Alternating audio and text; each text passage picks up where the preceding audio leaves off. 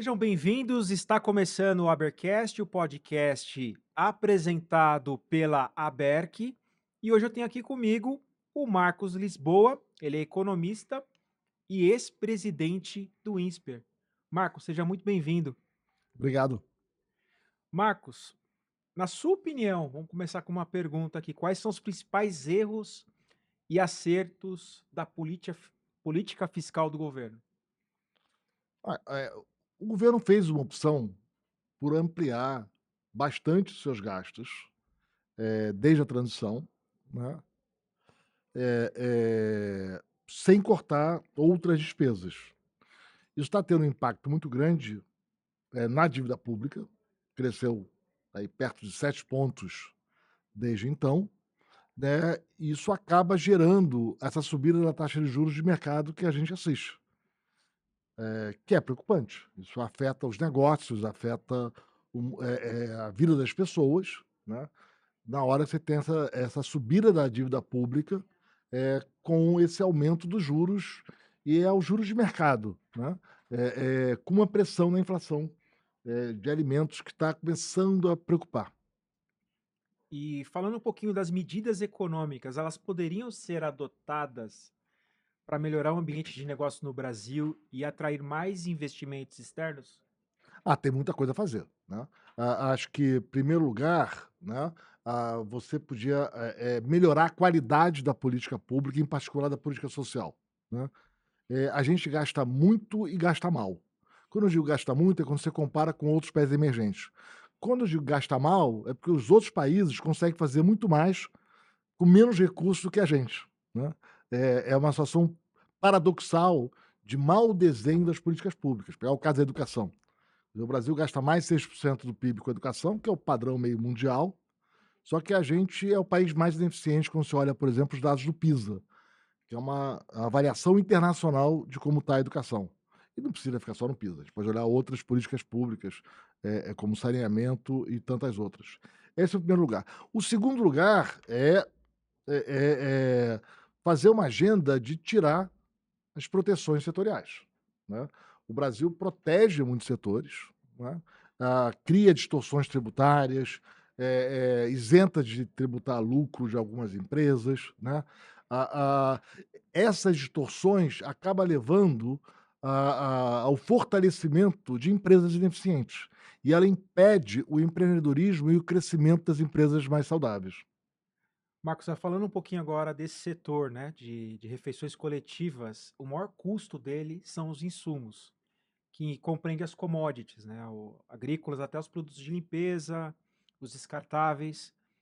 Por isso, eu queria entender com você se a inflação é um dos principais problemas desse setor. Você até falou que já está tendo um movimento aí dos alimentos, uma possível crescente.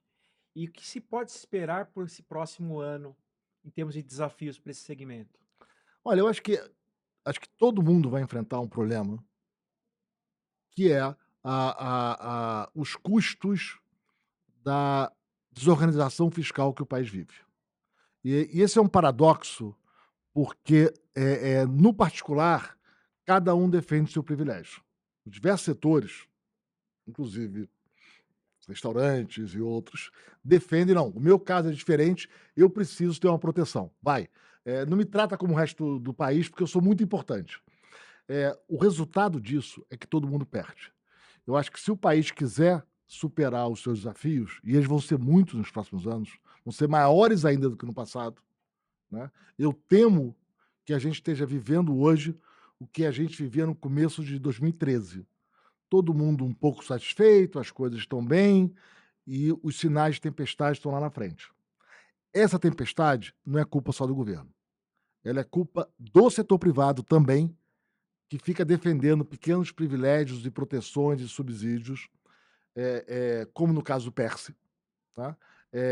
Como a indústria automobilística, que pede subsídios, como o agronegócio, que não quer estar na tributação como o resto do país, como a minha categoria de economistas, médicos e advogados, que também pedem um tratamento privilegiado. E o que é mais preocupante no Brasil é que cada um desses microgrupos que pedem privilégios consegue, né? O resultado é que todo mundo fica pior.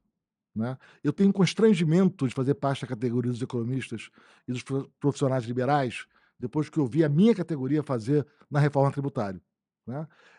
Eu espero que os demais setores, se as demais empresas tiverem o mesmo constrangimento, talvez a gente impeça essa agenda oportunista e, quem sabe, o país possa, de fato, superar os seus problemas. Marcos, falando um pouquinho novamente do setor aqui de refeições coletivas, ele depende muito das linhas de crédito para fomentar esse desenvolvimento, mas as margens são pequenas e as taxas de juros muito altas. Há um receio desse segmento investir em novas tecnologias e projetos, inclusive.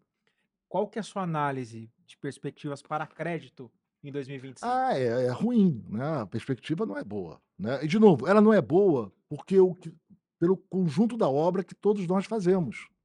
Cada setor consegue um benefício tributário, consegue uma proteção, está somando a essa desordem fiscal do governo, né, e isso leva a taxas de juros maiores do mercado. E aí fica uma batalha: "Ah, eu quero um subsídio para o meu crédito, porque eu sou importante, eu preciso de crédito mais barato". Aí o crédito do outro fica mais caro. É o problema da meia entrada, né. Cada grupo que pede a meia entrada, aumenta a entrada de quem não paga a meia entrada.